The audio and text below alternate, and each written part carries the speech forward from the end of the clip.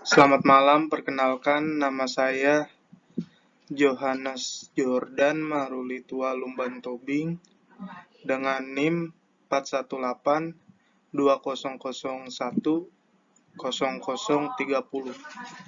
Di sini saya akan mempresentasikan tugas besar 2 Bahasa Indonesia dengan judul Bahasa Indonesia dalam Pembangunan Bangsa.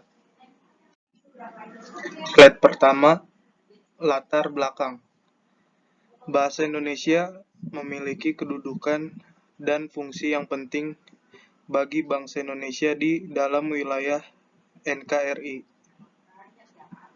Bahasa Indonesia berkedudukan sebagai bahasa nasional sejak dicetuskan Sumpah Pemuda pada tanggal 28 Oktober 1928 dengan fungsi sebagai lambing kebanggaan, lambing identitas, alat pemersatu, dan alat perhubungan.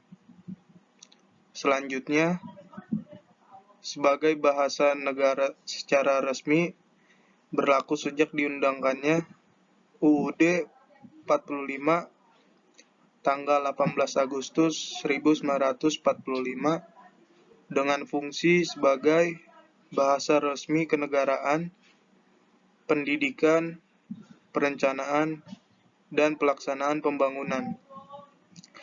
Dan IPTEK, kedudukan dan fungsi bahasa Indonesia dalam pembangunan bangsa,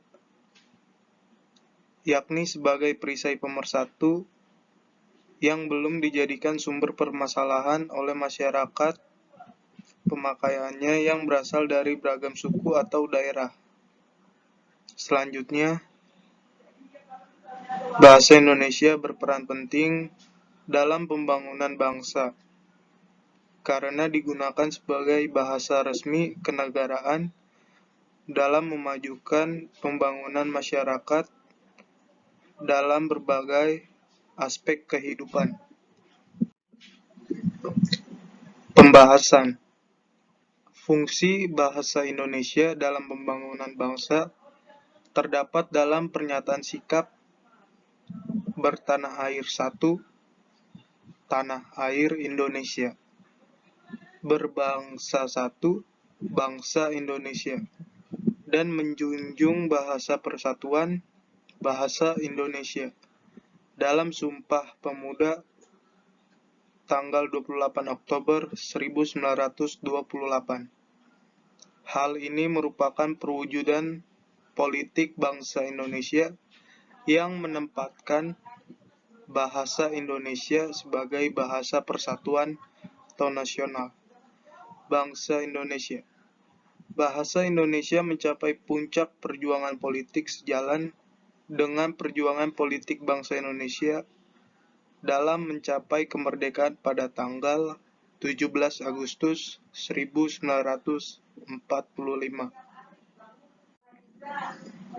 Peranan bahasa Indonesia dalam kehidupan sehari-hari. Di dalam kedudukannya sebagai sumber pemerkaya bahasa daerah, bahasa Indonesia berperan sangat penting. Beberapa kosakata bahasa Indonesia ternyata dapat memperkaya bahasa daerah. Dalam hal bahasa daerah, tidak memiliki kata untuk sebuah konsep. Bahasa Indonesia sebagai alat menyebarluaskan sastra Indonesia dapat dipakai. Sastra Indonesia merupakan wahana pemakaian bahasa Indonesia dari segi estetis bahasa sehingga bahasa Indonesia menjadi bahasa yang penting dalam dunia internasional. Dampak positif bahasa asing terhadap bahasa Indonesia. 1. Bangsa Indonesia dapat mengikuti perkembangan internasional dengan lancar. 2. Mampu bersaing dengan negara lainnya. 3. Mampu meningkatkan pemerolehan bahasa anak. 4. semakin banyak orang yang mampu berkomunikasi dalam bahasa Inggris, maka semakin cepat pada proses transfer ilmu pengetahuan. 5.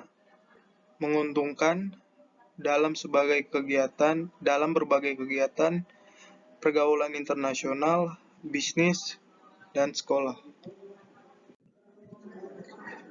Dampak negatif bahasa asing terhadap bangsa Indonesia. 1. Anak-anak mulai mengentengkan atau menggampangkan untuk belajar bahasa Indonesia. 2. Rakyat Indonesia semakin lama-kelamaan akan lupa kalau bahasa Indonesia merupakan bahasa persatuan. 3. Anak-anak mulai menganggap rendah bacaan Indonesia. 4. Lama-kelamaan rakyat Indonesia akan sulit mengantarkan bahasa Indonesia yang baik dan benar. 5. Mampu melunturkan semangat nasionalisme dan sikap bangga pada bahasa dan budaya sendiri. Kesimpulan, bahasa Indonesia mampu menempatkan dirinya sebagai sarana komunikasi yang efektif, berdampingan dan bersama-sama dengan bahasa daerah yang ada di Nusantara dalam mengembangkan dan melancarkan berbagai aspek kehidupan, kebudayaan, termasuk pengembangan bahasa-bahasa daerah.